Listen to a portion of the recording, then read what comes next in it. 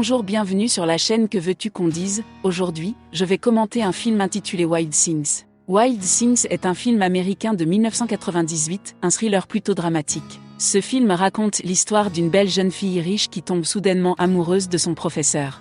Elle séduit son professeur pour qu'il lui fasse l'amour, sinon elle va le punir. Finalement, elle réussit à appuyer la carotte du prof avec sa cocotte joyeuse. Il faisait l'amour sous le dos de ses parents tous les jours. Ce film a un rebondissement inattendu à la fin. Voulez-vous savoir la suite de l'histoire? Installez-vous confortablement car nous allons creuser cette affaire rapidement. Pour info, cette vidéo contient des spoilers. Profitez bien et commençons l'histoire. Le film commence par montrer un charmant conseiller d'orientation des élèves dénommé Sam Lombardo qui parle devant ses élèves. Après la fin du cours, une jolie fille dénommée Kelly vient le voir. Kelly demande à son professeur de la déposer chez elle, en contrepartie elle propose de laver la voiture de son professeur le dimanche d'après. Puis elle est raccompagnée chez elle avec un autre élève nommé Jimmy. Quand ils rentraient chez eux, la mère de Kelly apparaît et dit à Sam de passer la voir tout de suite. Sam refuse l'offre. En effet, la mère de Kelly et Sam avaient une liaison, mais ils ne sont plus ensemble à présent. Pour faire court, le dimanche, Kelly et une de ses amies viennent à la maison de Sam, elles ont nettoyé la voiture. Après cela, Kelly dit à son amie de les laisser seuls, puis Kelly va entrer dans l'appartement de Sam. Soudain, Kelly se présente devant Sam avec son corps mouillé et va séduire Sam qui n'attendait que ça. Ils ont fait l'amour, la cocotte a failli prendre feu avec la carotte de Sam. Après cela, Kelly sort de chez Sam, elle ressort avec un visage triste. Alors Kelly rentre à la maison, Kelly pleure devant sa mère et dit qu'elle a été violée par Sam. Et là le conseiller en orientation est vraiment très mal. Que s'est-il passé? Pourquoi dit-elle qu'elle a été violée? Sachant que c'est elle-même qui a réclamé la carotte. La mère de Kelly est très en colère et signale immédiatement l'affaire à la police. La police ne croit pas immédiatement la version racontée par Sam car lui-même est très connu dans la ville. Kelly va faire l'objet d'une enquête par le détective Gloria. Et la détective pense que Kelly ne fait que jouer la comédie et faire semblant. Puis les détectives Gloria et Ray se rendent à l'école et rapportent l'affaire au directeur. Le directeur vient alors voir Sam et lui dit ce qui se passe en ce moment. Mais Sam se défend toujours et dit que ce n'est que de la diffamation. Finalement, il a conseillé Sam de trouver un avocat. Il se rend donc au bureau de l'avocat nommé Kenneth. Kenneth va essayer d'aider Sam autant que possible dans cette affaire. Le soir, Sam sort boire un verre parce qu'il est très frustré de son histoire qui a déjà fait le tour de la ville. Quand Sam rentre chez lui, il est suivi par une voiture qui le percute immédiatement. Alors il tombe dans l'eau, il s'avère que la personne qui l'a renversé est le petit ami de la mère de Kelly, puis Sam est tabassé à mort. Le lendemain, Kenneth vient voir Sam, mais à cause du traumatisme de la nuit dernière, Sam a failli tirer sur Kenneth. Kenneth a alors expliqué à Sam que les parents de Kelly sont très riches, les plus riches de la ville, donc il va être très difficile de les battre au tribunal. Kenneth conseille également à Sam d'avouer son crime et ses actes pour qu'il puisse bénéficier d'une réduction de peine, mais Sam dit qu'il ne veut pas le faire. Il dit devant son avocat qu'il n'a jamais violé son élève. D'un autre côté, les inspecteurs Gloria et Ray vont rencontrer l'une des deux étudiantes. Il s'agit de Suzy qui est plutôt d'origine très modeste contrairement à Kelly. En effet, Suzy est très proche de Kelly, c'est sa copine. Alors les inspecteurs demandent à Suzy quel type de relation Kelly entretient-elle avec Sam. Mais Suzy dit seulement que leur proximité n'est que celle d'un professeur normal et de son élève. Et là encore l'inspecteur Gloria ne croit pas une seconde à la réponse de Suzy. Alors elle demande si Sam pourrait l'avoir violée, mais Suzy élude la question. Mais finalement Suzy admet que son professeur l'aurait forcée elle aussi en la plaquant contre le sol, et ensuite Suzy a essayé de résister mais Sam l'aurait frappée. Elle dit que Sam est trop fort, elle n'a rien pu faire. Elle dit qu'elle a été violée par le prof. Pour faire court, le jour du procès les habitants sont très excités par cette affaire dans la salle d'audience. Kelly est en pleurs et raconte l'histoire expliquant comment elle a été violée de force. Dans sa version, elle dit à Sam d'arrêter mais que celui-ci l'a immédiatement plaquée au sol et puis profité d'elle. Toute l'audience était dégoûtée en voyant Sam ce jour-là. Lors du prochain procès, Suzy témoignera devant Kenneth, l'avocat de Sam qui a demandé aussi à Suzy de venir témoigner sur une ancienne affaire de stupéfiants dont elle avait fait l'objet. En effet, l'avocat de Sam trouve l'attitude de Suzy très étrange. Car dans le passé Suzy a été impliquée dans une affaire de stupéfiants et c'est son professeur, Sam, qui l'avait aidé à s'en sortir. Sinon elle serait encore en prison. Et pourquoi Sam, qui a déjà été si bienveillant, viendrait violer Suzy aujourd'hui?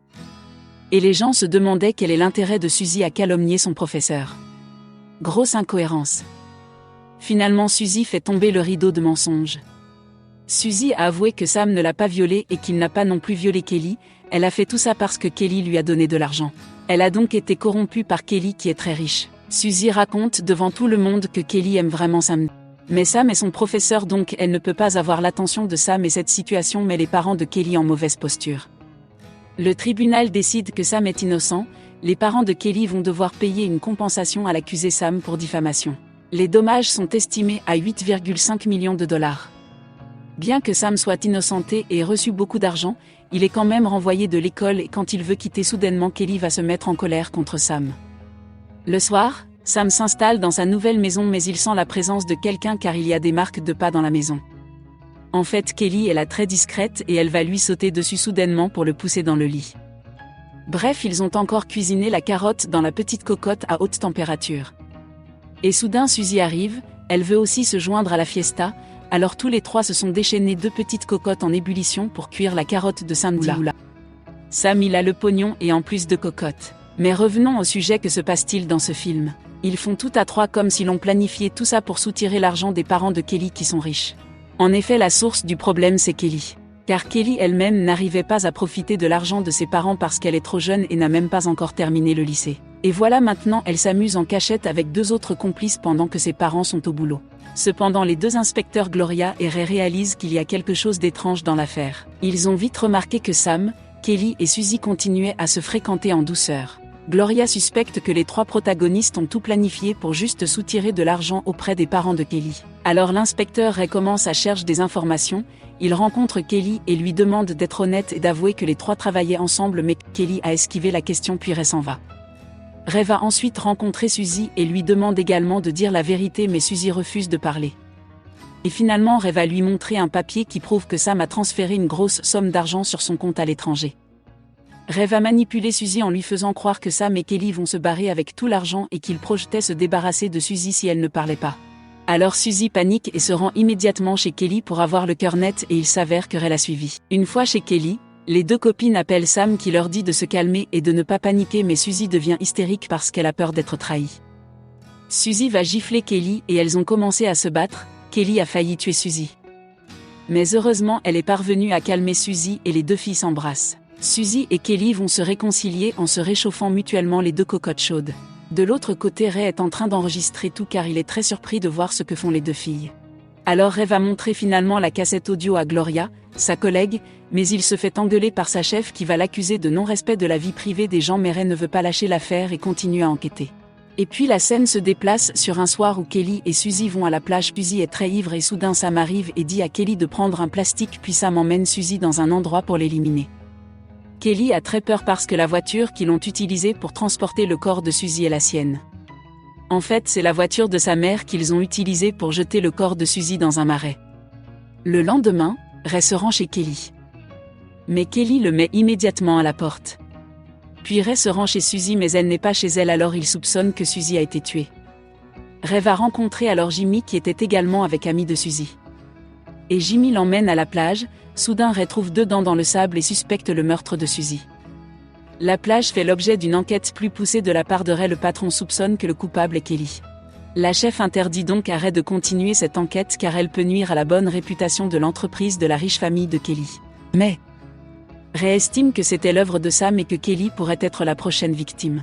Puis Ray demande à Gloria d'enquêter sur Sam et voir sa maison. Et là on voit Sam au téléphone avec Kelly. Sam essaie de calmer Kelly qui est maintenant très embarrassée à cause de la découverte des dents de Suzy. Après cela Gloria va finalement décider de se rendre dans la maison de Sam, puis Sam lui explique que Kelly et Suzy ont une relation bizarre et qu'elles sont lesbiennes.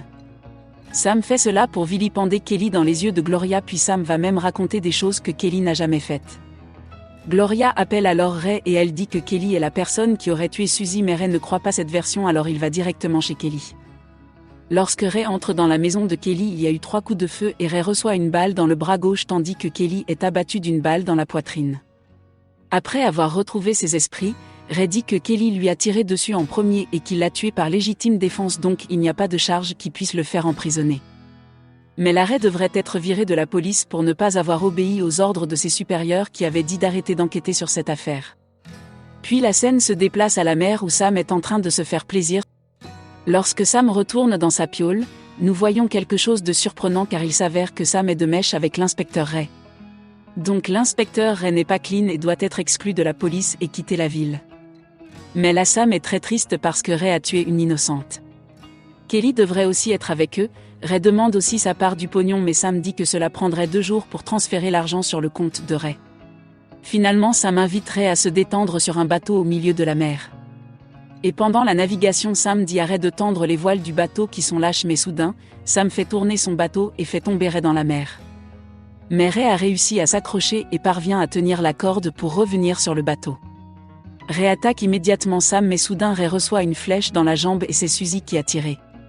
Bizarre, Suzy est toujours en vie. Si tu veux comprendre cette histoire, regarde jusqu'à la fin. Après cela Sam dit à Ray qu'il n'aurait pas dû tuer Kelly et Suzy tire dans la poitrine de Ray jusqu'à ce qu'il tombe dans l'eau et Ray meurt. Puis après cela, Suzy prépare une boisson pour arroser leur victoire pour avoir tué Ray mais quand Sam l'a bu, il s'est avéré que le verre de Sam est empoisonné et Suzy le jette à l'eau pour que son corps ne soit pas retrouvé. Il s'avère que Suzy est l'ultime cerveau du complot et toute la mascarade et elle est seule à avoir obtenu les 8,5 millions de dollars. Donc, voilà l'explication. Aussi, il s'avère que Kelly et Suzy sont demi-sœurs mais Suzy serait une enfant illégitime donc elle ne peut pas hériter de la fortune de son père. Suzy, avec un quotient intellectuel d'environ 200, se révèle être à la base de tout ce complot. Elle est très intelligente et prête à tout pour devenir riche. Puis on voit la scène où Suzy entre dans le bureau d'orientation de Sam et dépose un ensemble de photos sur son bureau le montrant lui et Kelly faisant l'amour. En gros Suzy utilisait ces photos afin de faire chanter Sam pour qu'il l'aide à exécuter le plan orchestré par Suzy. De plus Suzy a aussi une rancune envers Ray parce que ce dernier a tué le petit ami de Suzy. Alors Suzy demande à Sam d'inviter Ray pour travailler en équipe. Pourquoi Suzy est-elle toujours vivante alors qu'elle a été tuée? Il s'avère que cette nuit-là, elle a utilisé une paire de pinces pour arracher une de ses propres dents. Sam avait fait semblant de tuer Suzy pour que Kelly ne se doute de rien. À la fin du film, Kenneth lui donne une mallette pleine d'argent liquide et un chèque de plusieurs millions de dollars. Et il conseille Suzy d'être sage avec le magot et le film Wild Things se termine. Merci d'avoir regardé cette vidéo, j'espère que vous l'avez appréciée. Si c'est le cas, n'hésitez pas à partager vos avis dans les commentaires, cliquez sur le bouton s'abonner sur YouTube si vous êtes nouveau. Merci de votre soutien, ça me prend un temps fou pour traiter les vidéos, donc merci de vous abonner sur Instagram aussi pour donner de la force. Voilà, que veux-tu qu'on dise? À bientôt pour de nouvelles histoires, je vous aime.